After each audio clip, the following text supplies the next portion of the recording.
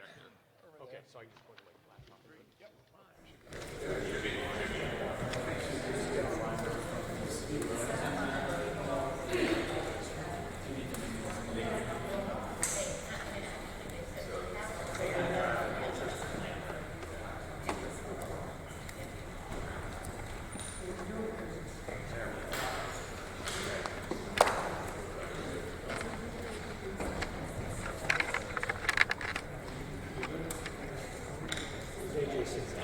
Okay.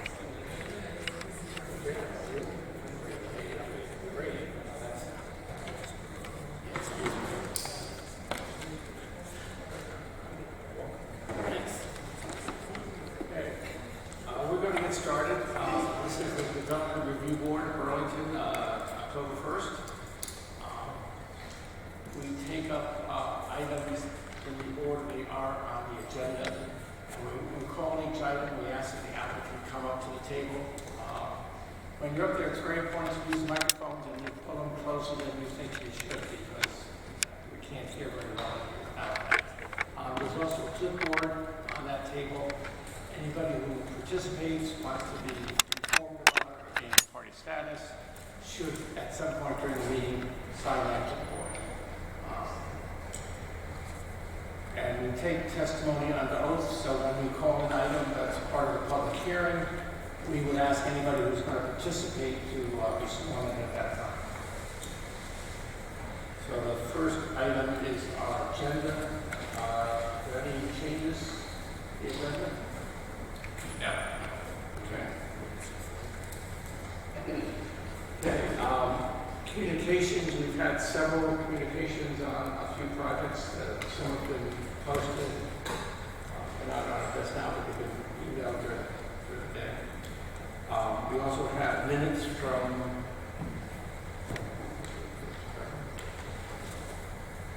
September 17th. So if anybody has any comments on that, please let me know. Okay, the next item is the consent agenda. The first item on the consent agenda is 37 Village Street. Is the applicant here for that? Yes. Do you want to come up?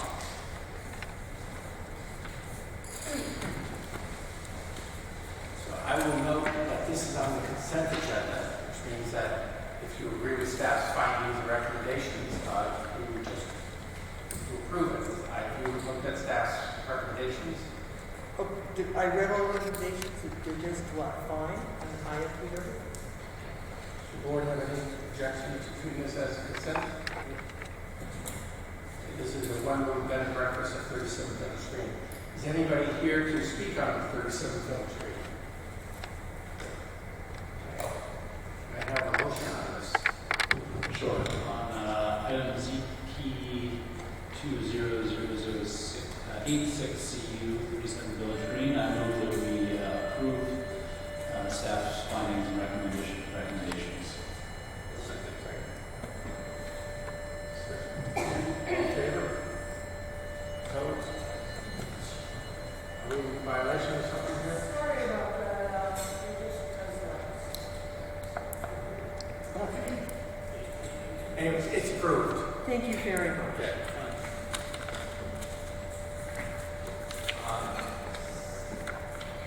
The next item also on the consent agenda is 180 Manhattan Drive. This is an application by the City of Burlington DPW. The applicant here. This is to repair and restabilize stormwater outfalls in the Antrim. Brad, I'm recused from this item. And have you seen staff's recommendations on this one? Yes, I have. Are you okay with that? Yes, we are. Does anyone on the board have any objections to this as a consent? Is anybody here to speak on 180 Manhattan Drive?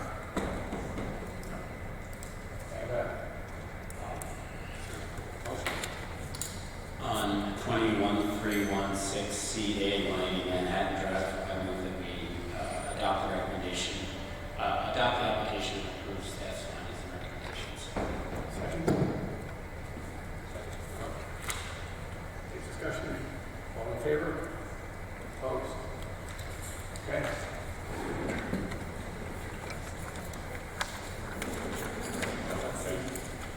next item, which is not on the consent agenda, is 94, Colchester Avenue.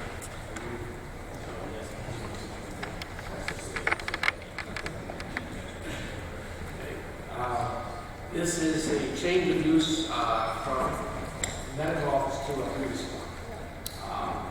It was recommended for consent, but it got on the agenda after that, so we're going to treat it as a hearing. So can I ask that you raise your right hand?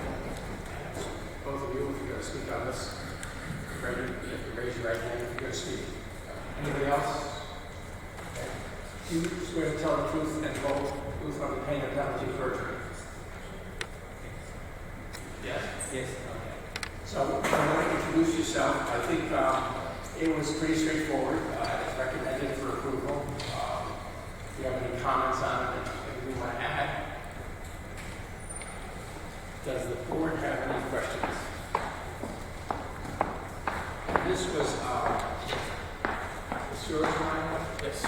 And the application is set up to look towards the already approved larger project that's happened for Correct, Travis. yeah, the whole bottom floor that they're locating on is basically set up as improved slab. So we can reassess parking if they want to increase the use, but the overall area floor plan is small.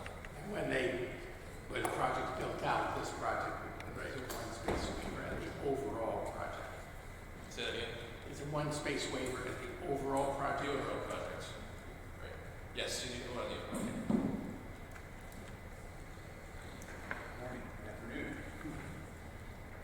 Okay, so I think we have no questions for the applicant. I see there's two people in the public who would like to speak, so maybe and do you want to, and you missed being sworn in. Would you like to get sworn in if you're going to speak? You want to raise your right hand? Do you swear to tell the truth and the whole truth on pain and penalty of perjury? Okay. We didn't have any questions for the applicant, but there's two people in the public that would like to speak, so I think we're going to hear them. And then if you want to take a seat, then we can come back up.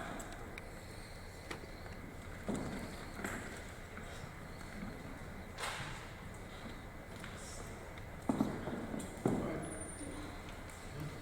Yes.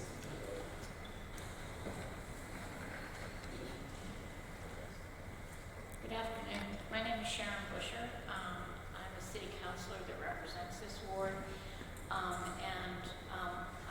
I have no objection to the change from one commercial use to another. My issue really has to do with the plan that incorporates this house into another project that has been approved and the number of parking spaces that go along with those 75 units, and then the number of parking spaces that are required for this function, which the medical use only required 2 parking spaces. This requires 4. As I understand, there's being because of the relationship with the bigger project, 1 space is guaranteed if that project goes forward. That brings you to 3. You've got 2. That 1 space is 3. So you're looking for a waiver of 1 space. I think I've got that. My question is, and right now there's enough parking behind the structure that right now that there will never be a problem until it gets redeveloped, and then parking could become an issue.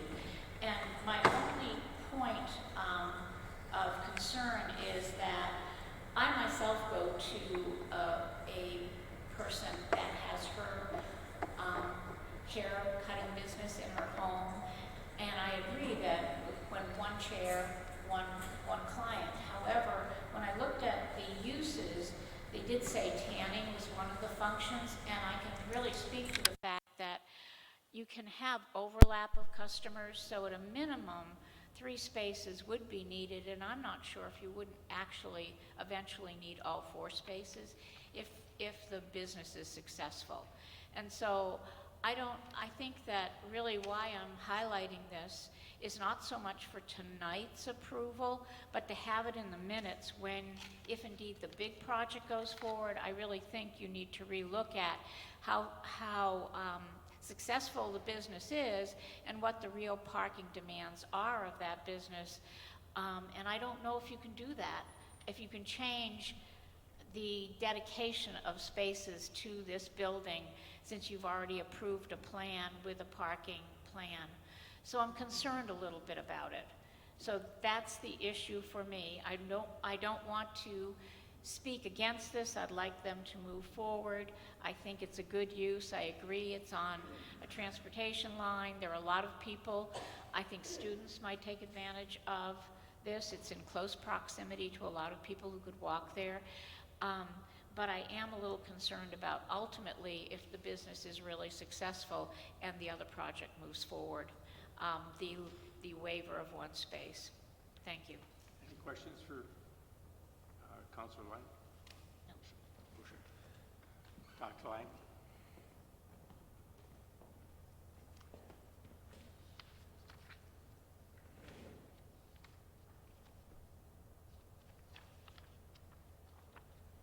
Good evening. My name's Dr. Martha Lang, and I live at 138 Colchester Avenue. I'm just here to speak that I think it would be nice to have a hair salon on Colchester Avenue. It's better than having a vacant building, and it's certainly a reputable business. I'm not knowledgeable about the parking waiver or the 75-unit development, but I do support these people having a small business in my neighborhood. Thank you. Thank you. That was all the public. Does the applicant want to come back up?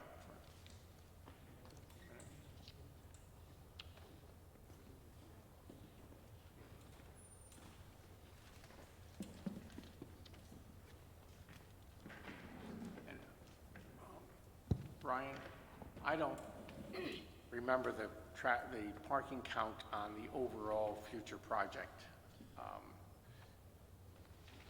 Is this? 130, And it's 75 units, right? 75 units residential, and then it takes into account the other existing uses within the PUD space. No, 125 spaces total are proposed, 124 are required. So to take advantage of that extra one, that would create their third space required. Okay.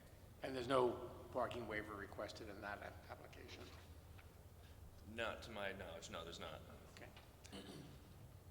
So I think if you have anything you want to add, I personally, I don't think having the one parking space waiver in this, which is a fairly good walkable area, would be an issue. I don't know if everybody else on the board is going to agree or not. But I don't know, do you have any comments about the parking or anything like that?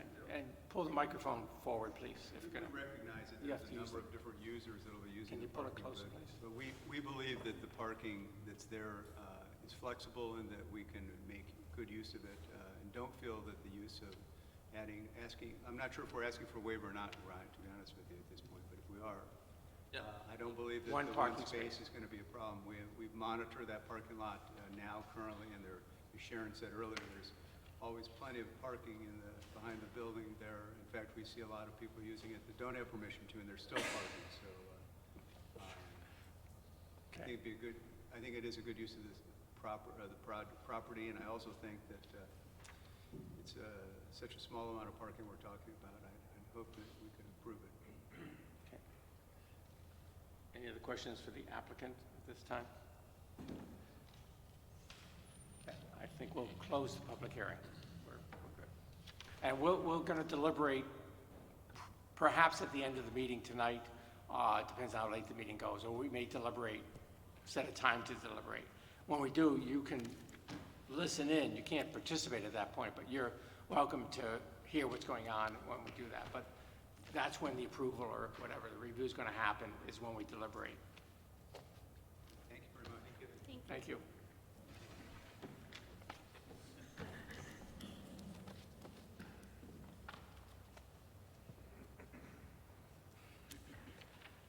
Okay. The next item is 221, 223 St. Paul Street. This is an appeal of an administrative zoning approval to regrade and stabilize the slope on 221, 223 St. Paul. And if I, Scott, the etiquette here is that who goes first on this one? The one making the appeal? Is that true, or is that? Well, the appellant's not here, is he? The appellant is here. The appellee is not here, but the appellee's representative is. The appellee is not here? Okay. So, Why don't we have them both come up and ask Scott to explain the situation? okay. Then we can both come up. We'll get going on it.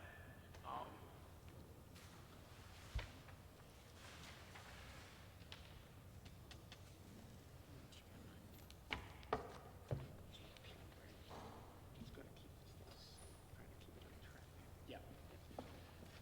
And can I ask anybody who's going to speak on this project to raise your right hand so I can swear you in? And you want to raise your right hand? Are you going to speak on the project? I don't want to relitigate anything. Well, if you're going to participate, you have to raise your right hand, okay? So, do you swear to tell the truth and whole truth under pain and penalty of perjury? Yes. Okay. So, Chris, you've have objected to the approval to regrade and stabilize the slope on the adjacent property. Kind of. Can you hear me? And Scott, do you want to give us a little overview of this? Sure, I'll provide an overview. I'll start with the punchline. So the hearing tonight is simply, and I would underline simply, an appeal of zoning permit issued in June for grading work, period. There has been a fair bit of activity between this property and the adjacent property owned by Mr. Camney as to retaining wall removal, replacement, failure, grading, partial retention of the retaining wall, and ongoing issues. In fact, the site today does not reflect what was included in the zoning permit that's under appeal. I would advise the board to stay away from the sideshow relative to work that's been done outside of this permit and even the present site conditions. This is an appeal of a zoning permit issued for grading, 1 rise to 2 foot horizontal slope where a failed retaining wall was removed. There's 2 applicable criteria in the zoning ordinance under Article 14 as to grading and stabilizing the slope. So Mr. Camney has the burden of demonstrating that my approval was incorrect. And I would underline that the site conditions today do not reflect what's in this permit. So if I'm correct in understanding, what you're suggesting is there may be issues about compliance with other permits, but all we have before us today is an appeal of an issued permit, and whether that permit was issued properly doesn't relate to whether or not it's been executed. Correct. Got it.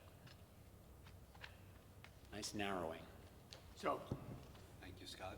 Chris, do you want to, Okay, so, if you can keep the microphone close, it helps. I'm appealing the permit as approved, and you will have to ask yourself whether you're allowed to approve a permit that's on my property. I did not apply for a permit to excavate and grade my property. My neighbor applied for a permit to excavate and grade his property. So that's the bigger issue. And are you offering a site plan that shows where the property line is? I can show pictures. Doesn't show the property line on the Well, pictures. it shows the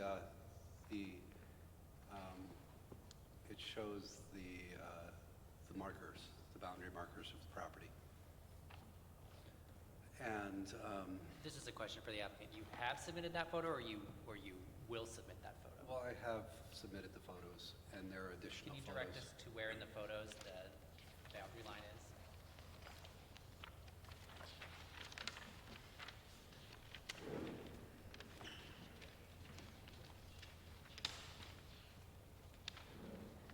Okay, if you start with Exhibit C.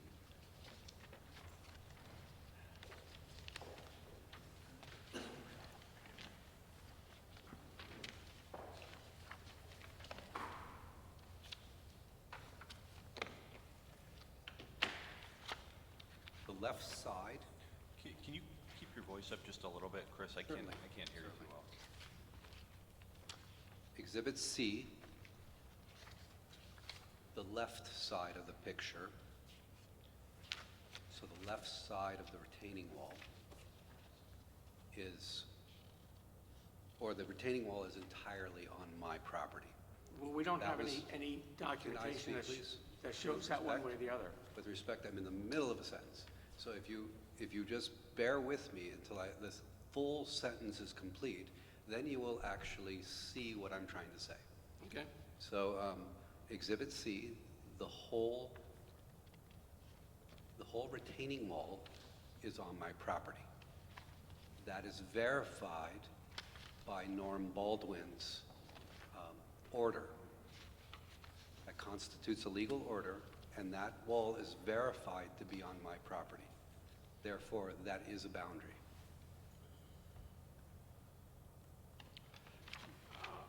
It's actually not what Norm Bolton's letter says, so. So we don't have the authority to determine boundary disputes. This It's not- This isn't a boundary dispute. Well, This is there's an excavating. inherent one here. It's So have excavating. you, if you're going to interrupt me, if you're going to chastise my chair for interrupting you, don't interrupt me. Fair? Okay.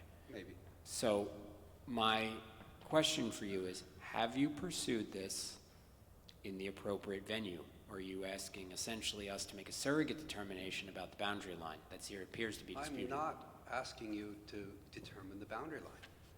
So we need to get past this. So I guess I want to step back. So you're disagreeing with the zoning officer's approval based on the location of the property line? Is that? No, no. No. There's a few factors involved here. His permit applies for, it applies for a 2-to-1 slope grading from an initial elevation, topographical elevation from the boundary. Now, if we're going to split hairs about where the boundary is, that's not the point. The point is it's a topographical elevation 2-to-1 slope, meaning 2 run, 1 foot rise. For every 2 feet, you get a 1 foot rise. And if you start at the boundary and you do a 2-to-1 slope from the boundary at the original authentic topographical elevation, there's no driveway left for him to access parking. That's actually not, I mean, it's generous of you, but it's not actually your concern. So so you're saying that, I mean, you're saying You're you're making saying- the let me- appeal let me- out of concern for your neighbor's well-being. no. You're saying that you can approve a permit that creates a zoning violation. I don't think so. So Brett, if I may, so if the board looks at the copy of the zoning permit that was issued, and it's on the last page of that particular packet, or sorry, second to last, where option 1 soil slope is circled, that was the approved remedy here. Yeah. You can see that the toe of the proposed slope falls short of the property line. There's also a related site plan that demonstrates this, but there's a condition that that site plan be revised to accurately reflect this, because I think Mr. Camney has a point that this grade will in fact eat into the site that's not reflected in the site plan. Yeah. But there's more. May I distribute current pictures? Yeah, you realize that we have a fairly limited So if you'd review. like me to leave, I can leave. If you don't want to hear me, I can leave. Is that what you'd like? What do you want to present? Additional material that's relevant. Pass it If out. you don't feel it's relevant, I can leave now. We'll pass it out. Mr. Rabinowitz, it's your call. Would you like me to leave? I have no idea what you're going to pass out, so let's see it. And while we're doing this, I believe you're the other property owner. I haven't sworn you in. Do you want to raise your right hand? Because I feel you probably want to say something at some point. And do you swear to tell the truth and whole truth under pain and penalty of perjury? Yes. Okay. And a question to, Right now, we're going to hear Chris, and then we'll hear some more from you. sorry, and maybe this is just me not, because the zoning or the permit is conditional to those two main things that we're talking about, the site plan and resolving the outstanding building order and stop work order. Yep. So the conditioned permit has been released, but neither of the conditions The have been met. condition permit has not been released because it was appealed. Oh, It's I see. been done, but the permit hasn't been released and the conditions haven't been met. Okay, thank you. So some of these are similar to what we have, and some of them might be different. Can you tell us what, in general terms, what the intent of distributing this is? Okay, the intent, you do have a copy right in front of you. Is that what this is? It is. So it just picks up off Exhibit N. It's an addendum to the appeal. It's current information. So how this relates to the current project is, the word on the street is that this project is complete. Is what? Is complete. Well, The work has already been done. that's not the view of the board or anybody else, but that's, you, Okay, well, you can ask the applicant, he's Well, right we here. will. If it's complete, it's complete. So I just want to quickly go through this. You want to give me 90 seconds? Is that cool? And then I'll be done? go for it. Go. Okay. Exhibit N's, dated September 10th. It's some type of graded slope. It looks like a one-to-one slope. The water goes, that he's watering the plants that he's planted, the water goes right through my building. Exhibit O, there's a retaining wall that's been installed. There's nothing in the permit of a retaining wall in the slope permit. So that's already been installed and it's there. Exhibit P, there are workers clearly excavating on my property. This, again, you will be approving this permit and not monitoring it, and not speaking up, will be approving a site plan that is on my property. So be careful, that's why I'm here. Okay, Exhibit Q, landscaping, finishing product, a fence being built. Exhibit R, finished fence. There's a wooden retaining wall retaining the dirt. It's already bellowing. Exhibit S, he's chained the top of the retaining blocks. Now the middle of the retaining blocks are bellowing towards my building. Again, it's anchored from the top. This is not engineered, and it's very worrisome to my building, to the protection of my building. Exhibit T, this is a finished product. We have some kind of landscaping fence, some kind of permanent wooden fence structure, one-to-one slope. And you understand that the zoning permit that you're objecting to is intended to rectify all these things you're pointing out? Well, if you give me my 90 seconds, I'll make that point. Exhibit T, picture dated September 26th. These are current pictures. Landscaping is done. The fence is done.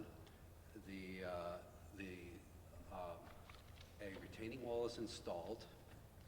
And Exhibit U, this is the present status of the interior of my building. Walls are coming down. The entire building is shifted. I have standing water in my building, and so what is being approved, the grading, is there has to be some type of zoning violation. Historically, the Redstone retaining wall, which was on my property, and I have evidence that it was my Redstone retaining wall, 200,000 pounds of stone was removed without my application or my process. A concrete retaining wall was installed on my property without my permission, without a zoning application. That was then removed, and now a slope is being built. So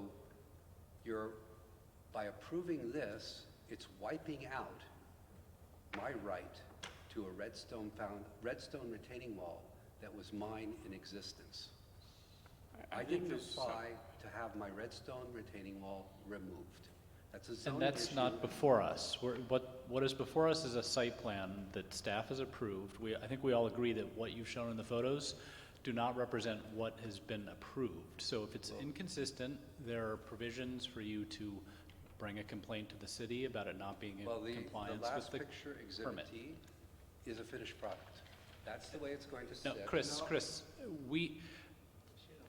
the permit is all he's authorized to do. So he needs to follow the conditions in the permit, which include a revised site plan to show the slope, and then he needs to construct it to the permit, or then he is in violation. And there are provisions, as you well know, for enforcing those conditions. So we understand your dispute. I think we all are sympathetic with your condition. We don't have jurisdiction The bigger dispute over that. is you're approving a zoning permit that creates multiple zoning violations, okay? I think the on my violation- property, which I do not believe you have a right to do. Okay, so that's my position. Our understanding is everything we're approving is not on your property. If there are issues that you have with what's been done on your property, I suggest that that's a different application than the one before us, because right now, we're only dealing with what's on the adjacent property. And the photographs you show us, we agree with you. They are not acceptable the way they are. But we also understand that this is not going to be the final condition. So You can't approve a permit that eliminates a driveway and creates a zoning violation. You just can't do it. Right. That's why there's a condition in the permit for a revised site plan to show that it can be done consistent with the other zoning requirements. If it can't be, he won't be able to actually obtain the final permit. So that's why it's conditioned. can I take a break and maybe have Mr. Aylor? Is that, how do you pronounce it? It's Aylor, like sailor without the L. Aylor, okay. I'm sorry, I didn't. Right, and if you could just introduce yourself, and I think the issue is that there's the expectation that you're going to be doing a regrading on your property consistent with the recommended solution of the soil slope as was in the geo-design submittal. As engineered by Geotech out of Middlebury. Yep. And Allen and Group, they've been on the project since the first day. And basically after the blocks were removed. Can you move the mic a little it's closer? just- I'm having trouble Oh, hearing you. Just pull it closer to you, that's all. It's on. It's on. Closer? Yeah, that's good. Oh, what was the question again? Well, when it's all said and done, are you going to have somebody develop a site plan? Because that was one of the requirements so that we see what the property looks like once this 1-on-2 slope is complete. Yes, I can't reference the email, but I have it filed, and it's my last email from the Allen at the Geotech, which was waiting for the sketch plan, and I'm developing a line so that the driveway, and because it's under review for a building and back, and we're almost there. So once he gets that, and there's some issues with Vermont Gas with respect to the eastern portion of whatever we do, retaining wall or no retaining wall. So there's some stakeholders that haven't chimed in yet. I need a little more time. I think the site's stable for now. I can produce documents. I think there may be some disagreement about how stable the site is right now. Anyway, So does that answer I your think there's question? some disagreement about how stable the site is or is not at the moment. Okay, yeah. Because you do have a finding by Norm Baldwin against the property, so there's some, That's a separate issue, right? no, I think there's some sense of urgency that this get done in a timely manner. So I guess the Yes, question there is, is, yeah. do you have any idea when because I think, Scott, do you need the site plan? I've presented a plan for over a month on what the what the conditions of going forth are. It's a matter of gaining consent of the stakeholders involved in going forward with the plan. And, Do you have the plan, Scott? I mean, that's I don't have a revised site plan showing the I'm sorry, grading. not yet, no. is it Mr. Alor? Yes. I think you were suggesting that you were waiting on finalizing some plans for another building on the site before you Yeah, submitted for it. 2.5 years. Sir, let me just stop you right there. The city has recognized that this is a public hazard that you need to address. We're not going to wait for you to design a new building to benefit yourself to resolve this problem. You need to submit a site plan to correct it so that the solution, we all are clear on what the solution is. This is not waiting for your private interests to land in the right spot. Okay, You need to so submit a site plan soon. What's the question, sir? When will we see a site plan that shows that this can be done consistent with what you've otherwise proposed? What do you mean consistent with what I otherwise proposed? I don't understand the Well, question. the appellant has raised the issue as to whether or not you can actually grade the slope the way you've proposed and still have a driveway and parking. And one of the conditions in the permit says that you need to provide an updated site plan to show that you can do that. So when will we see that? What date will we see that I'm on? in the process of doing that. I think Do you I have a to date? meet I think I'm at a meeting with the fire chief, and then I can establish a line, and then I can have the engineer work on the proposals. That's Okay, where so I'm at is with that a week? Is it 10 days? How long? I can't answer that question, sir. It's the end of the construction season. It's been a long season. Everybody's busy. Architects, engineers. I mean, I live at the corner. I live just south of the corner of Maple and St. Paul. Okay. Well, it seems like you've had time. Excuse me, but could I finish? Because no, you've interrupted me now. Yeah, Can I you've talk? had time to do a lot of work on this site Oh. without finishing the You site can plan. interrupt me, but you can't let me finish the sentence. I'm very concerned about the condition of this site. Okay, what's the question? I'd like to have a date by which we will see a site plan that we can put into this permit approval. It's a work in progress. Ask Scott for details. Okay. I'm not sure I see a reason to approve this then. I think you're That's going to my- continue to be in violation. That is my answer. I can't tell you any more than that. I presented my defense, and Hey, Scott, I have a question. The there standard. are some variables that I can't control in this project. If you'd listened to me, but you've cut me off 3 times. You haven't allowed me to answer your question. Well, I think you've got 2 separate issues. You've got actually We having. do. It's like 3-dimensional chess. There's a lot of issues with the order. It's very complex. Is Kimberly here? Is the city attorney here? It's complex. I think it deserves more than just this board meeting. I really have appealed to an ombudsman, a third party. I've offered up to $30,000, possibly 40, to have someone help me mitigate this. Because it's got some complexities. And if you've just started studying this case today, sir, with all respect, you're late to the party. But the There's a lot of- geodesign, And you're smirking at me. Thank you very much. the I geodesign don't even know letter who that you we are. have that talks about the solution to this This is is where I dated May live. It's my 29th. home. Yes, sir. The date of the geodesign letter is May 29th. And that was sent to you. I would respectfully like to stop answering questions at this point. You're right. Scott, Y'all can do what you. Councilman, the standard I think it's, compliance. I don't think it's a forum. You're new and late to the party, so I think when you get all the facts, y'all get all the facts, and the city attorney's appraised of. I think the city's been very involved in this for quite some time, and we're Why do looking you for some interrupt me? we're looking for some answers. Why do you interrupt me? Mr. Ayler? Who has Mr. the Ayler, gavel? I'm asking a question. Point of order. I- I'm well, backing out. You're welcome to be done. Is It's that your okay? decision. Have I fulfilled my duty to show up? 'Cause I Scott, showed up. I'm asking a question. Thanks. I'm obliged The to standard for compliance with the permit is 1 year. Yes. Do we have the authority, we can talk about this with Kim, but we have previously put more expeditious Yes, you can. timelines on these Yep. things. I do need to make a closing comment as well. Very limited. Go ahead. Terse. I think 90 seconds, like the last time. Just like the last time, respectfully. Closing comment is that my building is open to the elements. It's open to theft. I've got hundreds of thousands of dollars of material in there. And the winter is right around the corner. So there is urgency. I've been waiting for 6 months for some kind of plan. And the reason Mr. Ayler cannot answer your question as when will a site plan be delivered?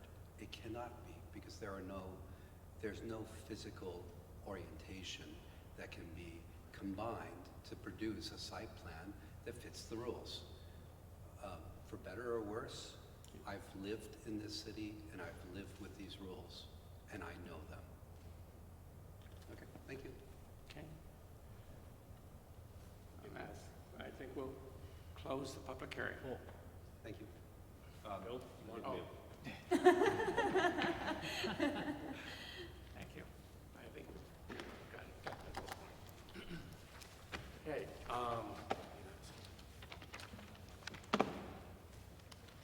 The next item on our agenda is 149 Beaumont Avenue. And we have, Mary, we have two applications, this and 10, the other address? Yes, both addresses are the same applicant, Yeah, the so- University of Vermont, and it would make sense to Can we hear hear them both at the together, same time? if it's the board's pleasure. I know the applicant's here for these two projects, 149 Beaumont and 10 University Place. I hope I've been successful in explaining in the two staff reports, which came in at different times, is that they are interrelated. Seems very well connected. Thank you. Stellar job. I try. Can I ask anybody who is going to speak on either of these projects on Bowman Avenue or University Place to raise your right hand? And do you swear to tell the truth and whole truth under pain and penalty of perjury? Yes. I do. Okay. And Brad, I need to make a disclosure before we start. Our law firm, on rare occasion, does limited work for UVM. Nothing related to these applications or really to any of their physical property. I don't think it precludes me from ruling objectively on the applications that are in front of us, but I want to disclose that to the public and to the board in case anyone has questions. Before we also begin, Mary, could you remind us about the scope of our review in the University Institutional, I screwed up the name, district? You're referring to the state statute, which provides a limitation on municipal review. You have quite broad review here, where it's designed that we can't touch. Parking, circulation. Lighting, parking, That's all off-site parking, screening, those are all eligible for your consideration. And as discussed in the staff report, the parking is a significant issue, and it seems you've pieced together a way to address this without having the main institutional parking management plan renewed at this point. We've done our best to do that, yes. Okay, so thank you for reviewing this project. I know it's not an introduction. Thank you for reviewing this project. Oh, just your name. Okay, I'm Lonnie Raven from the University of Vermont Campus Planning Services. I just wanted to introduce myself, Lonnie Raven, and our team from UVM. This is Keith Robinson from Black River Design, Derek Reed from Krebs and Lansing Engineering, the UVM project manager, Kate Coffey, Anthony Rock from the Transportation and Parking Services, Mike Willard from VHB is one of the consulting engineers and architects on this project. Eric Gagnon from the Larner College of Medicine is also here. That's it. So our plan for today, we can give you a full review of this project, or we could just answer questions if you... I think a general overview would be helpful to put up there, and then we can ask questions. Okay, great. So we'll do that. I just want to say that we have reviewed staff comments. We accept all comments, and we've already complied with some of the conditions, and if we need to comply with other ones, we are perfectly willing to do that. So we've already given new lighting and stormwater plans to conform with the staff conditions. And we're also requesting approval of UVM's local parking management plan for 149 Beaumont Avenue. This project, it's two associated projects. One is an addition, a 62,250 square foot addition to the existing health science and research facility on the UVM campus. The second associated application and associated landscaping, we're taking out parking and we're putting in a green plaza with an area for tents and pathways, etc. In addition, the associated application is for a 69 space parking lot to the east of the Jeffords East lot. So that's the general overview, and the architect. And the other thing that I wanted to do is to tell you a little bit about why this project is important to UVM.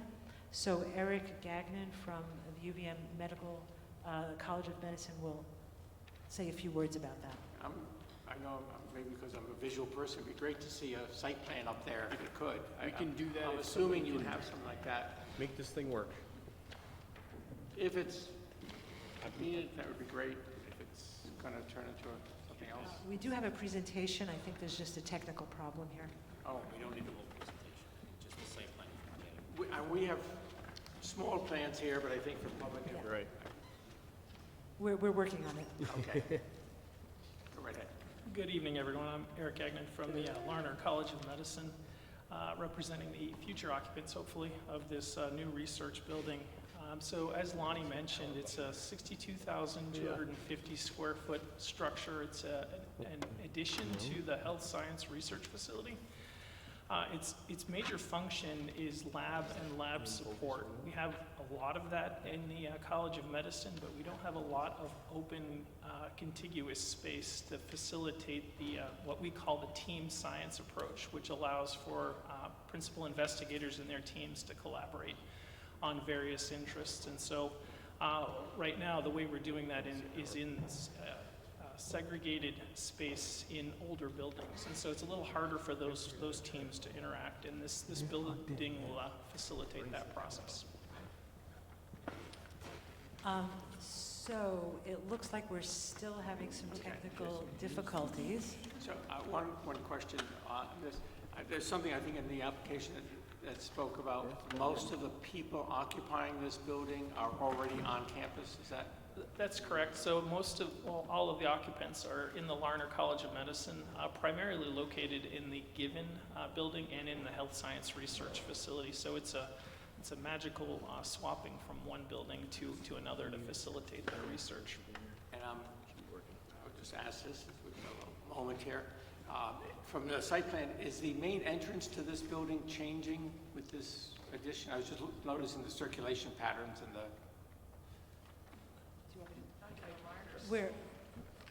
We're adding a new addition, so there's a new entry for the addition, but the existing entry is to HSRF is staying the same, Okay. and you'll be able to access the new addition from both entrances. That's correct. Okay. Can I ask a question about the parking? I was going to suggest we talk about that until Yeah. we get the site plan up. So I just wanted to clarify, the new lot you're building is sort of like uphill of that jug handle where Main Street and East Avenue intersects.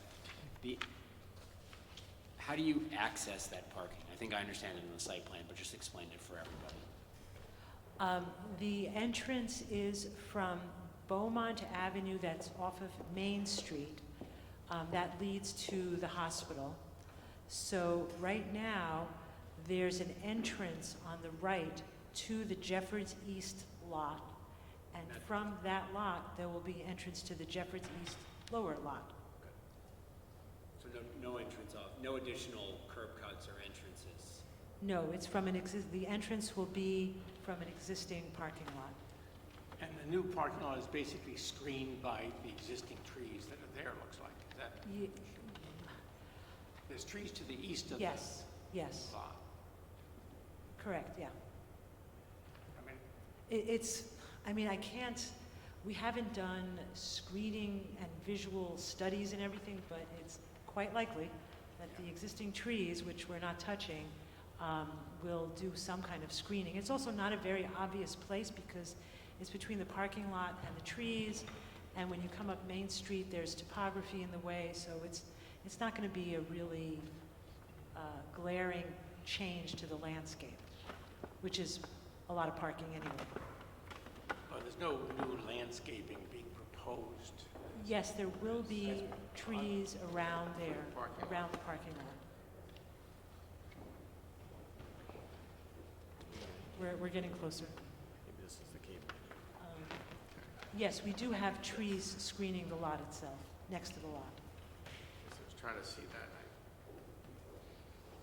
And we're also removing the now defunct wind turbine there. Defunct? Yeah, unfortunately, the technology changes, and that was put in 15 years ago. So it's not working, and we cannot fix it.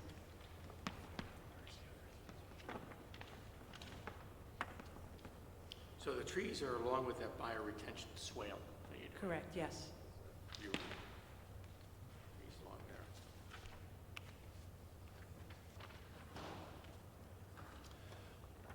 Can you just talk a little bit about the parking you're losing? Is that used right now by students?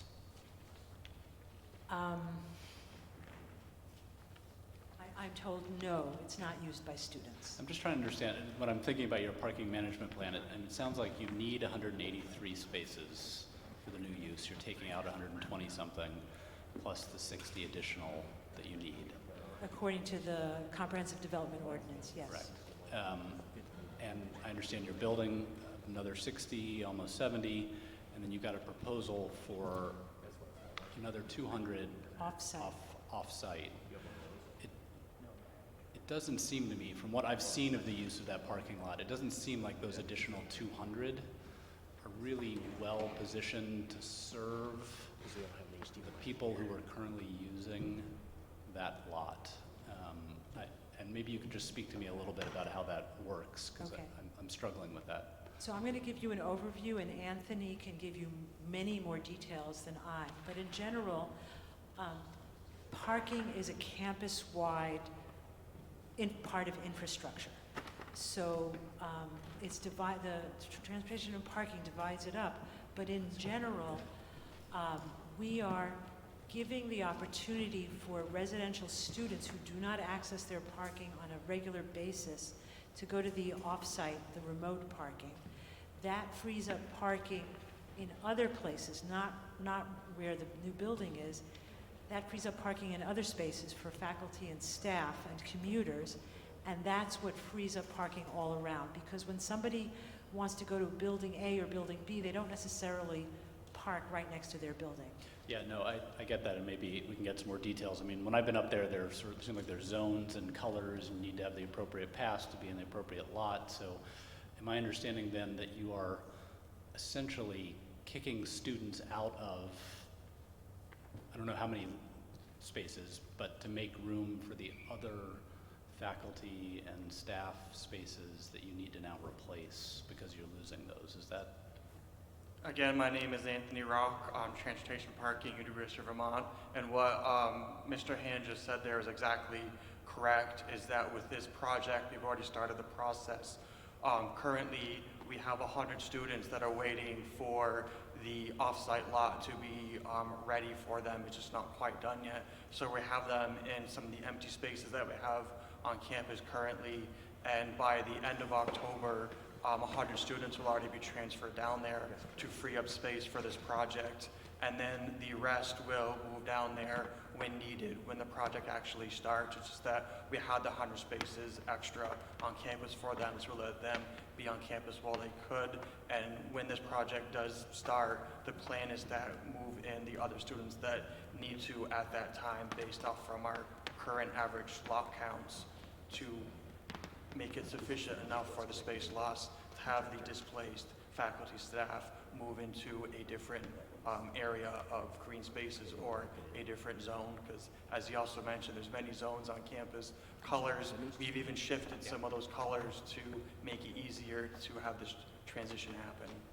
And that, you're referring to the 200 spaces that you lease off-site in that lot? Is that what you're referring to? Yes, yep, down on Pine Street. It's in the application if you haven't read that yet. If you've been to the Burlington Farmers Market near where the Vermont Railways are, it is the space that's behind that. They have cleared it for us. We're just waiting on proper fencing and a few other things to make it acceptable to have students park down there. If I may, there's a disadvantage in this board review in that the staff report has not provided them that analysis of UVM's annual reporting to update the Joint Institutional Parking Management Plan. And that information was something we detailed year by year for the Design Advisory Board. I opted to exclude it because it was heavy in detail, and I thought that the limited parking management plan that Ms. Raven was providing would be sufficient. I can augment your information tonight that Lonnie and I looked at the last 4 years' annual reporting. It reflects the ongoing construction at the university where some parking lots were taken offline, and that included the parking lot for Chittenden, Buckham, Willis, which had 80 to 90 parking spaces, and that went offline during construction, and now that will become available. It had been identified as residential parking, and Mr. Rock, I certainly wouldn't put words in your mouth, but my understanding is that's one of those locations that may be utilized towards this parking demand while residential student parking is now relocated to that off-site location. If I'm incorrect in that understanding, I hope you'll correct me. But the synopsis that I gave you didn't involve the annual reporting for where those spaces were and how that was going to change. The other disadvantage, of course, is the Joint Institutional Parking Management Plan does not have the 5-year component from UVM at this point. Typically, projects like this would have been incorporated into it. So we're looking very narrowly at their parking management, where this plan may not encompass everything that's going on in the university and doesn't reflect the ongoing construction that has changed the parking availability. But this application has to maintain sort of a net zero, so to speak. This application, the applicant has to resolve those parking issues with this application. Correct. Do you know, Mary, when the joint institutional plan will be updated? What we should expect for that? Because it is challenging. You've had UVM's had a number of big projects. I appreciate the detail you've provided and the answers to each individual project. It is hard to get a campus-wide feel, particularly with all the ongoing construction. I mean, you have major construction over at the gymnasium as well, which I assume has resulted in the loss of some parking spaces there. So getting a sense of how they all fit together is hard in one small application. I can address that a little bit. The Joint Institutional Parking and Management Plan is due for a 5-year update. Due to issues that are not connected to this project, it got delayed. So CATMA usually prepares that with input from the university, the medical center, and Champlain College. So there were some issues around that. And we're hoping to give you a 2020 to 2025 plan in January or February. And so CATMA and the institutions are working on that. Meanwhile, we have this project. So for example, the multipurpose event center was reviewed in the context of the Joint Institutional Parking and Management Plan, which had taken that project into account. This one is the first time that we've ever had to submit, or the first time in my experience, that we've had to submit a project without the benefit of the campus-wide parking view. However, we still treat parking as a campus-wide amenity. So that's why even for this localized parking and management plan, you know, we have components that are campus-wide. Thank you.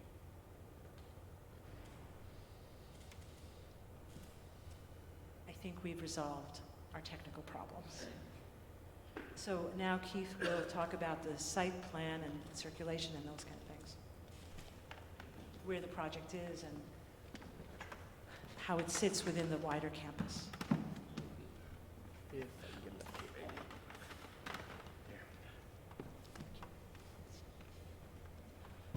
have to re-aim the projector a little bit.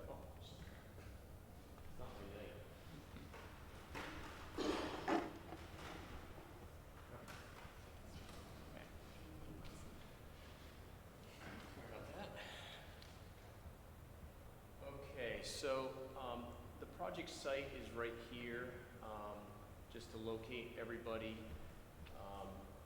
Main Street is out here. This is the Jeffords building. The water tower that everybody is aware of is right here. So we're building an addition just north of the water tower. And as Lonnie said, right now this entire area is all parking. And we are taking over a portion of that parking area for the building addition. And we're also creating some green space between the existing main entrance to HSRF is given and the new addition.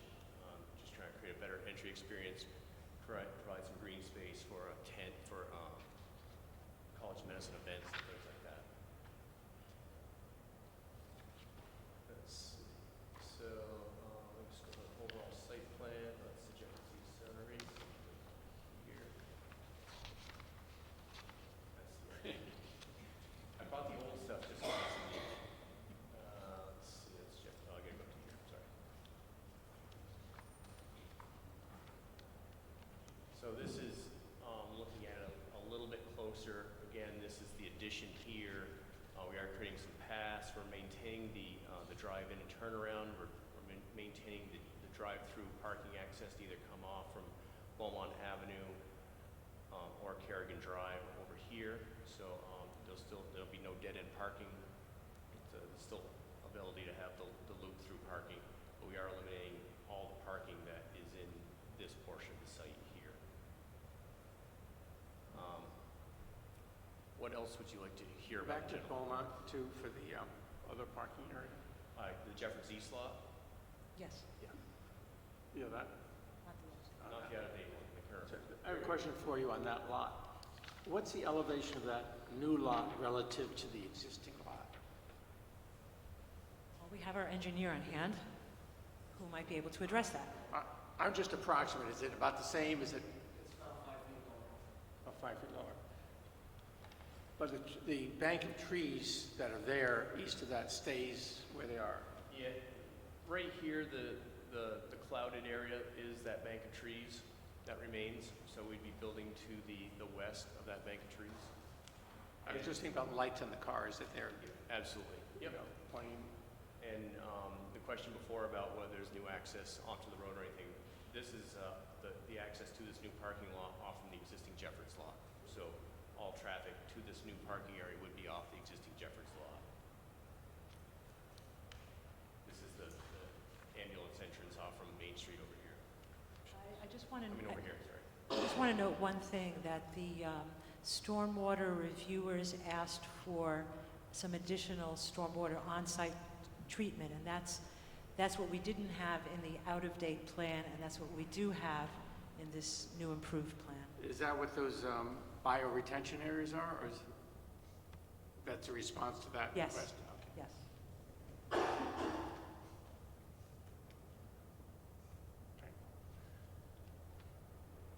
Any questions from the board on the site information?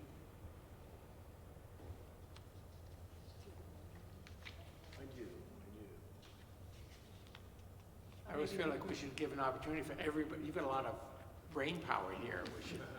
We do, yeah. So this is a rendering looking from the existing given HSRF entrance back towards the addition. So this is the HSRF existing building right here, the new addition here, which is much in keeping with the HSRF building, and then the water tower in the background. And this is the new green space that's planned to be created. And parking that remains over along this side here. Let's see if I can find some other sheer renderings. This is the east elevation of the building. You can see given in the background here, the main entrance to the building, the existing HSRF building here, and the addition in the foreground. And this would be the south entrance, and there was a question about whether we were creating a new entrance to the building. There's an existing entrance on the south end of HSRF now. We're basically just moving that about 50 or 60 feet to the south and maintaining that same entrance, making it a bit more prominent with a site wall here to screen the loading dock area and handicap accessibility up this sloping 1 to 20 slope. But the materials are very consistent with the HSRF building. We're actually building a penthouse in this area that will screen the existing penthouse. Is that the reason for the sloped roof there? That is, yeah. The penthouse goes out to about here. And just to unify that all into one piece, we have this sloping roof that takes it down to the top of the 4th floor level. Good. Okay. Any other questions from the board? Anything we need to see? You know, I think a lot of people sometimes object to the more, I don't know what you say, modulated elevations of the building, but I think it looks quite good, and I think it works well on the campus. There's other places to put a spectacular or something, but I imagine you'll find that at some point on campus. And let me take a break. I think other people would want to speak, so maybe if you can step away for a minute, we'll have Thank you. Councilor Busher to speak.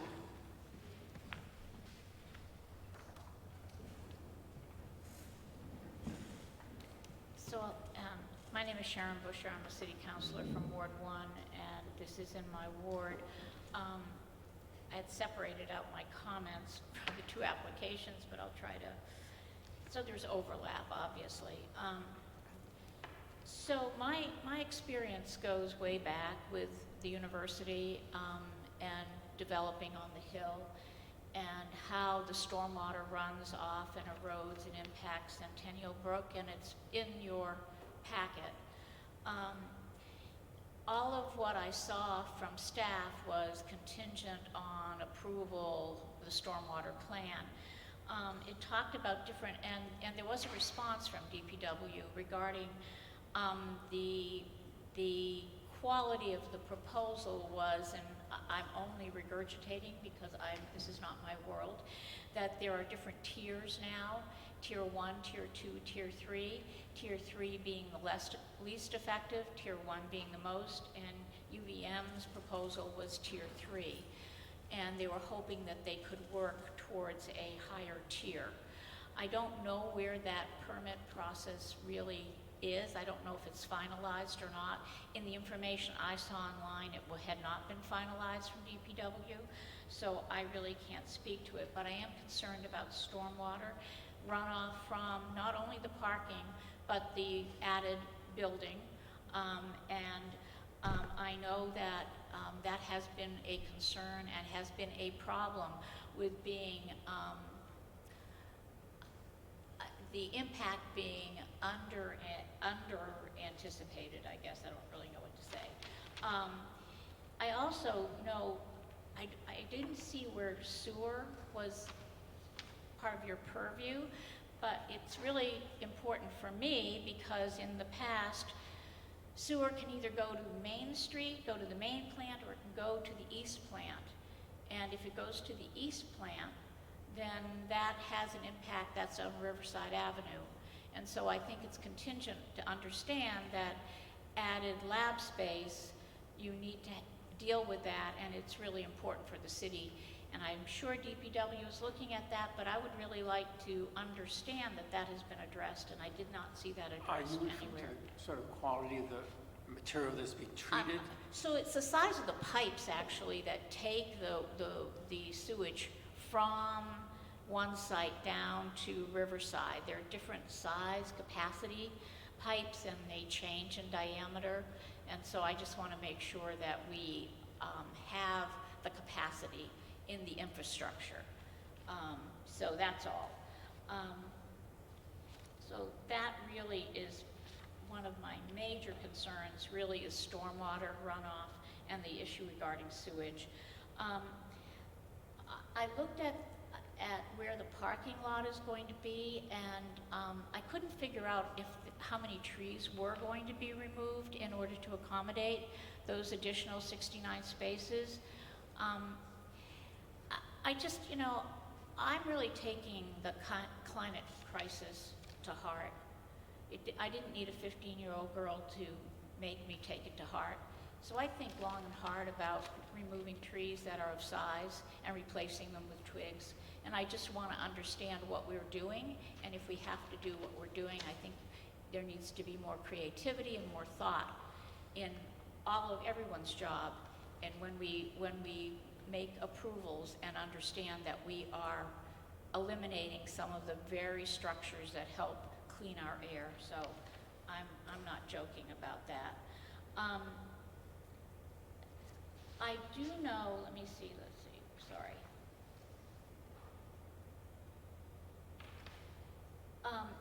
I was at the Planning Commission because I've been following the inclusionary zoning, which went from City Council to Planning, and I was there when there was a draft of the 5-year parking plan by the university brought forward, but then it was pulled back because apparently there was a realization that there was a parking deficit and there needed to be more work on that. But there was a draft plan that planning did have not long ago. I, like you, like has been raised, are concerned about if you are eliminating 121 spaces and creating 69, yet what is needed for the project, what I understood was 183. I may not be right there, but that's what I thought was stated. I'm really not quite clear. I understand the shell game. I understood what they said. They're moving students to one location to free up spaces and move people around. But the people that park on top of the hill park there for a number of different reasons. And I don't know ultimately how many spaces on the hill in totality do we have currently, and how many spaces that are university, not medical center, will we have at the end? And I'm talking like from the Davis Center over, because I think that's really germane. People park there for ball games. People park there for basketball, all ball games, basketball, baseball, whatever. And I wanted to also understand there were some metered parking spaces there, which were for visitors, and I don't know if any of those are being touched or if those metered spaces are remaining. For people that want to go to Davis that are visitors, that use those metered spaces, that don't have a permit, it's really important for me that represents that area and also want to be able to make that available to people who are coming as guests to have places to park. It's really important that we know that that hasn't been disrupted and that's being retained. I think that's it. So it's really parking and stormwater runoff that really are my main two concerns. And they've been concerns in the past when UVM or the medical center have done big scale projects and taken up more of the land that ultimately has been used to absorb the stormwater and runoff. So, thank you. Mary, I think in the staff report, the review by DPW was not complete. Is that still the case? You mentioned at the beginning. I had initial comments from the stormwater engineering program. Subsequent to that, the university provided some revised plans, which I forwarded, so I don't have final response, and perhaps the applicant would like to address those changes. Okay. We also had revised lighting that corrected those deficiencies. So I got some questions about the stormwater, sewer, and also the parking. So this, Derek Reed, Krebs and Lansing, sorry. So the stormwater, there's two different sides to it. The main building itself, we're actually reducing, it was about a third of an acre. The total project resulted in a loss of impervious. Microphone a little closer. Sorry, yeah. Resulted in a loss of impervious, and that was our approach to the state level, that, well, there's less runoff from our site after the project than before we were issued a state stormwater discharge permit. On the parking lot, I should back up. We rely on both of these project sites. They drain to the East Campus Stormwater Treatment Facility, which is near the former Sheridan. It's a state permitted practice, but as Ms. Busher said, it's a tier 3 practice, which means it's a wet pond. It's provides 80% suspended solid treatment, 40% phosphorus treatment, which is very good, but the stormwater rules are moving forward to improve water quality. So on this project, we were adding impervious, and in sort of correspondence with the state, we first looked at disconnection. This watershed currently flows to the Main Street pond. It is not treated to the current standards. We looked at modifying the outlet structure. Ultimately, it wasn't going to work. We couldn't meet all the stormwater treatment practices. So we designed this to capture this stormwater, which previously went to Main Street, and we're going to bring it to our East Campus pond. So it's a permitted pond, it has a capacity. We were still a tier 3 practice that we needed to look for additional efforts.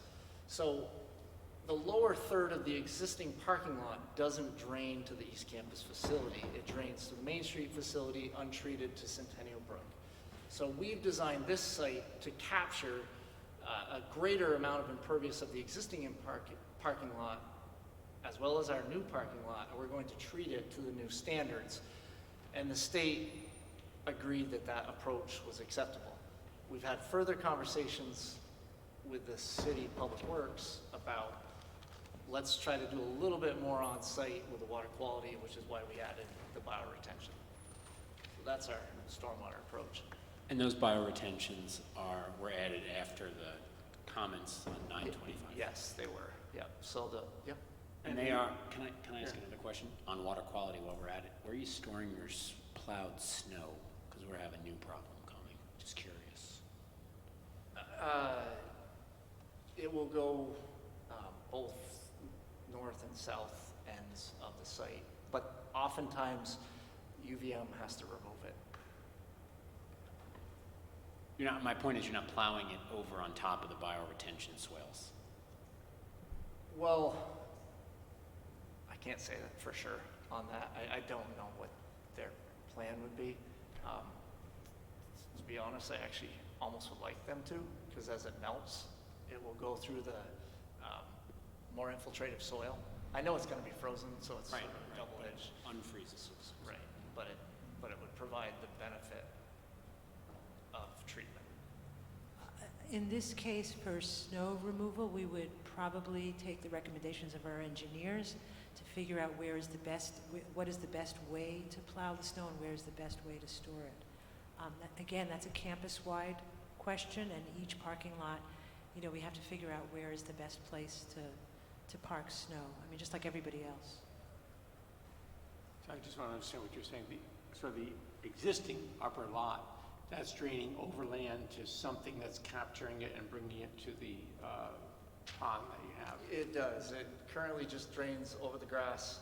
It eventually gets to East Avenue collection system, and then it goes to, there's 2 ponds side by side. One of them was built for the Main Street improvements in '90, a long time ago, and it's not really up to the current standards. And it currently goes to that pond.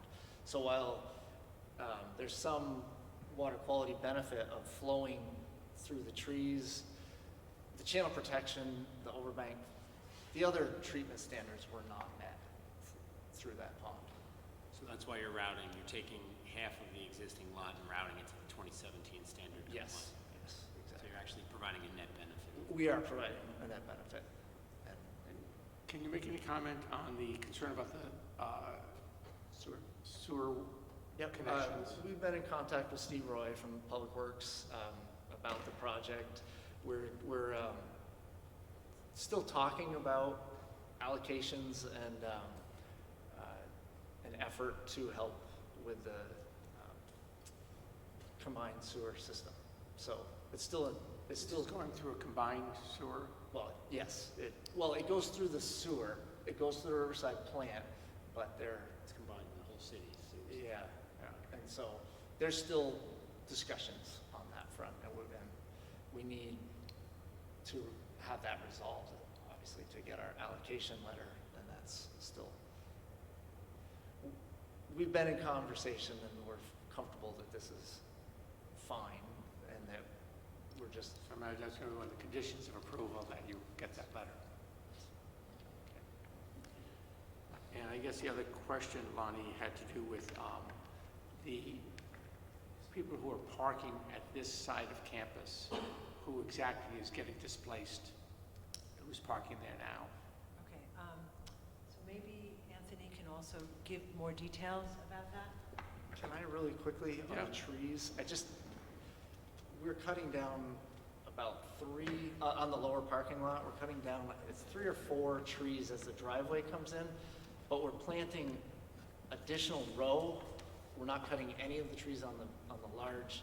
So I think there's 9 new oaks will be planted, as well as some additional screen trees at the south. So there's a net gain of trees. I just wanted to highlight that.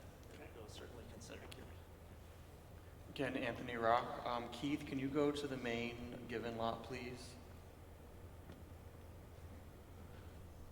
So as you can see where the new building addition is and also where the green space is, this is on given lot, which is a faculty staff only lot. Visitors need to park in the adjacent Jeffords lot, which means that is why we have displaced the 100 students, and we have 16 additional with our current lot counts for this given lot that will need to create 16 spaces, which in the counts from the fall of 2018, when we last did the major lot counts, we had 488 empty spaces on campus in the middle of October.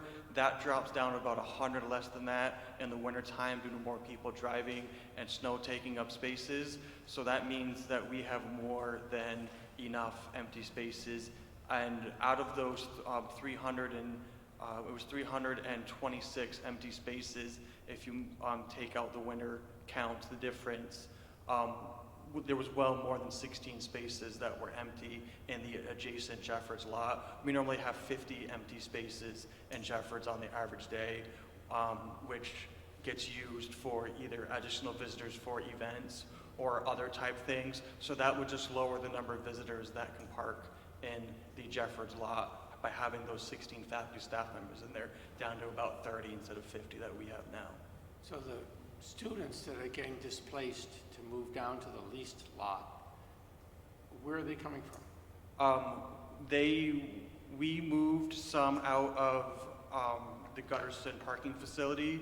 We made that a commuter-only lot for the first time, so residential students are not allowed to park in there this year for the first time in a very long time. We used to have residential students that lived on the athletic campus that were parking over there, and so that has freed up space in other lots that are closer by to have people shift over into that commuter lot that used to be over full, and our parking enforcement officers used to have to push people into other parking lots. So those people are not parking where they were supposed to for the first time in a while, and that has freed up the empty spaces in the other lots for some of these faculty and staff, and then the rest are going to be filling in other lots around campus, as I mentioned, in that zone that we have the empty spaces for.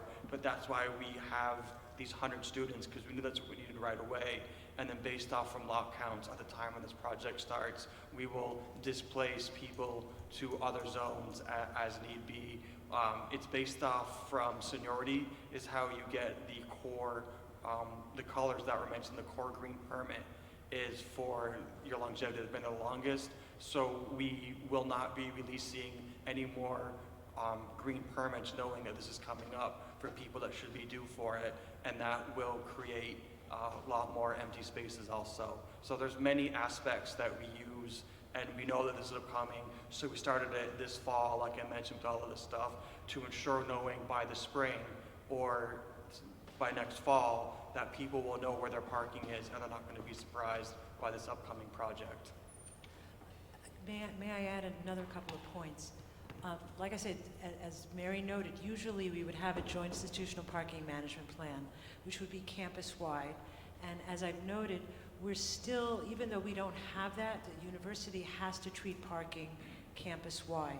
So this localized parking management plan does take that into account, that the parking not only is campus-wide, but it also takes into account that these, items that we're doing in this parking management plan will also help us with the more campus-wide issues when we get to them. So for example, in addition to the 200 spaces off-site and the new parking lot, we're also, we have existing TDM strategies to help people make the transition from a single occupancy vehicle to something else that uses up less space. And in addition to the existing TDM opportunities, which have been very well documented elsewhere, I don't even want to talk about them now, we're collaborating with Gotcha Bike, the city of Burlington, for a 3-city region-wide e-bike share, which has been shown to take cars offline. So some people will use the e-bikes to commute to work.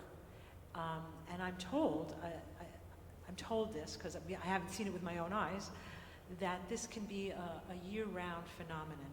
And even if people don't want to use the e-bike year-round, they're more likely to choose something other than taking their car to campus in the winter. In addition to that, we have the motor-driven cycles where we're providing parking for what used to be called mopeds and motorbikes, so that will additionally free up other spaces on campus. And conservatively, Parking and Transportation has estimated that'll free up another 27 spaces at the very least. And that's in the area of this parking plan. It would be about 27 spaces. What's confusing to me, I believe everything you're saying, is you've got 100 students that are moving out, but there's no students involved in this current area right now. So that's what's confusing to me. You've got an area where there's no students parking, but your solution for this area is that students are moving. So I'm sort of imagining there's a domino of people from this end of campus moving towards Gutterson to displace those students. Is that sort of conceptually what's happening?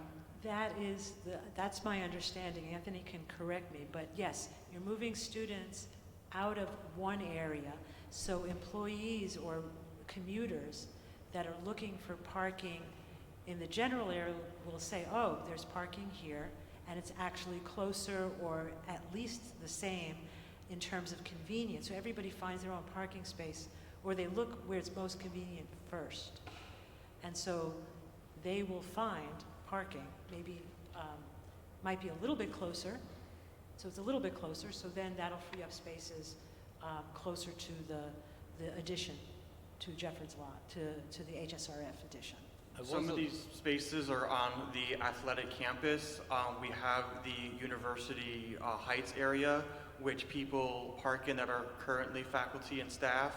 And the farthest corner of the Jeffords lot is equal distance to parking lots that are across the road from the buildings that these people work in, which means that it's going to be a first come, first served process for this zone parking, where the people that get there the earliest are going to get the spots that are closest, and the later as it gets in the morning of your arrival time, you're going to have to get shift farther away from where your current place of work is. And that's what the norm is right now with this zone parking, is that they're considered the same zone, and like I mentioned, it's equal distance from the far corner of the Jeffords lot to places that are across the street walking-wise.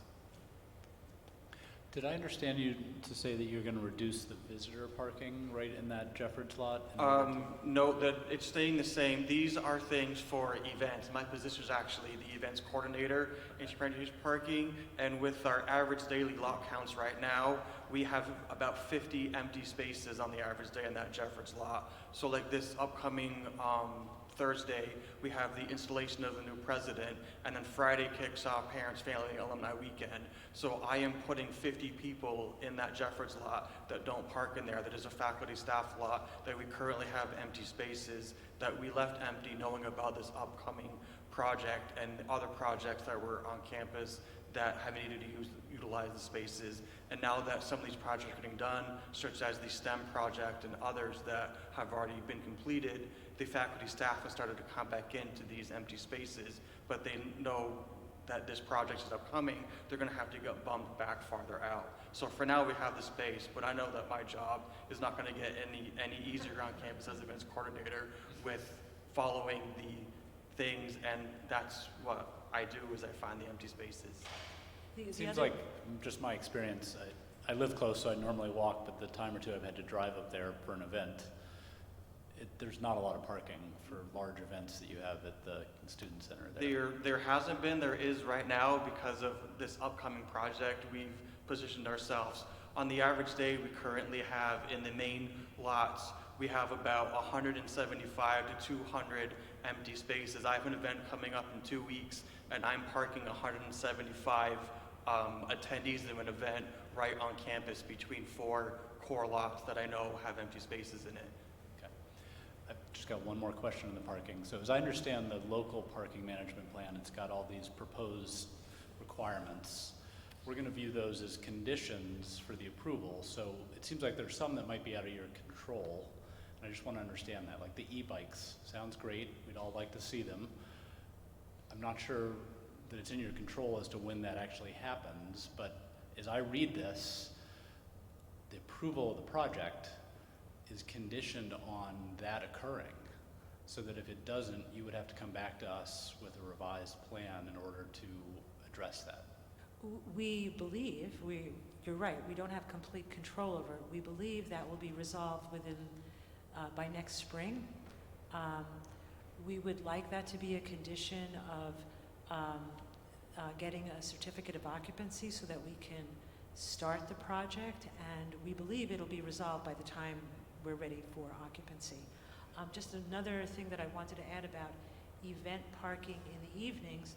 Typically, that's a different story because then the commuters and faculty staff leave, and then it's a different system of parking for events. So that also works, and I just want to have people understand that transportation and parking services, they count, I think, on a daily basis. Oh, we count most lots, yeah. We don't count every lot every day, but we count almost all our lots, and that's how I know based off from those lot counts, which it is not a machine, it is our enforcement officers that walk the lots. We have 4 of them on shift at peak time, and they all have a section of campus that they count. And the busier lots is the ones that we count, a lot of those resident student lots, and some of those outlying ones that we call parking lots, but have 15 or less spaces. They don't generally count those because they're always full on the average day, so it's not to the best of their time to count those lots that we know are full. So we're trying to give you information that's based on fact. I just wanted to make that point.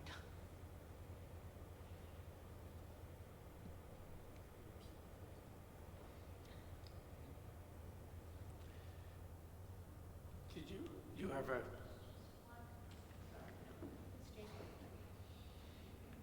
I had one question, which the number of metered parking spaces, Okay. will they remain the same? That was my question. Yes, Jeffords lot is not being touched. The visitor section of that is not being touched.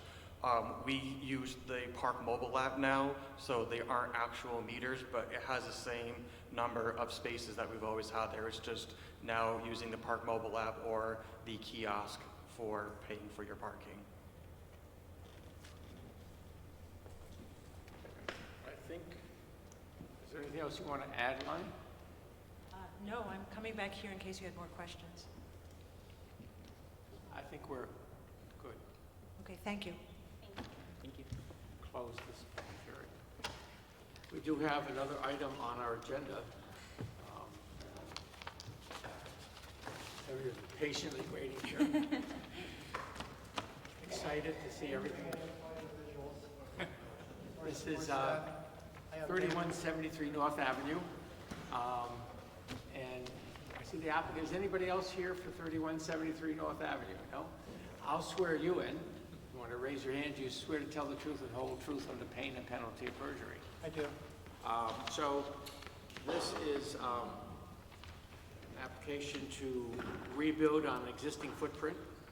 And I think staff is recommending approval. Continuance. Oh, yes. Brad, if I may, the recommendation was for continuance, but as you saw earlier this week, we had a revised site plan that was submitted So is that to address the driveway location and configuration. Do we have that? Yes. Yes, we had a new site plan submitted today. Yes, that was, it's all a blur. It was either yesterday or today. It's been posted online. It is included in your packet, I believe.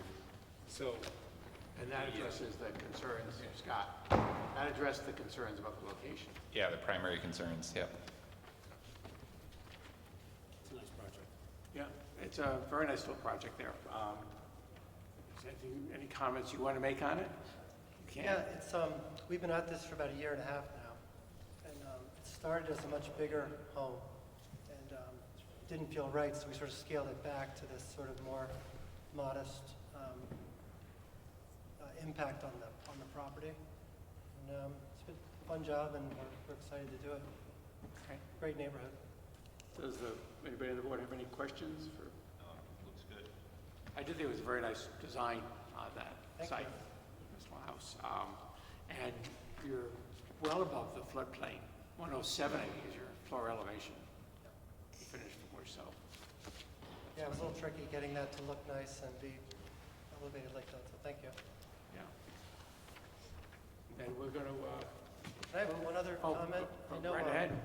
we started the process and have had a zoning poster on the house for about 35 days now, 35 days tomorrow.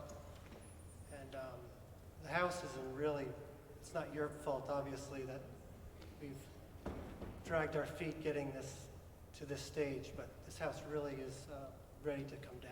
It's every storm, another part of the roof or siding is in Charlie's boathouse yard, and we're gathering things. So I'm not sure if it's appropriate for me to ask for the 30-day appeal period to be waived. I don't know if how that.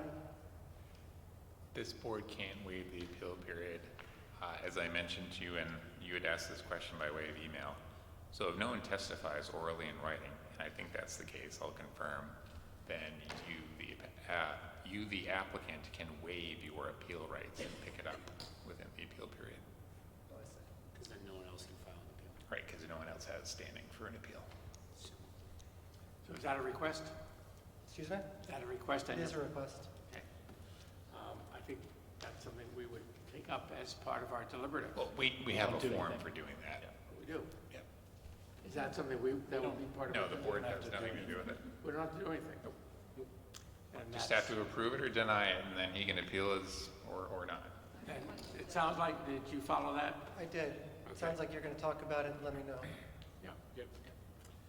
Okay, then I am closing the public hearing here, and that is our last item on the agenda. So we are adjourned. You want to talk about-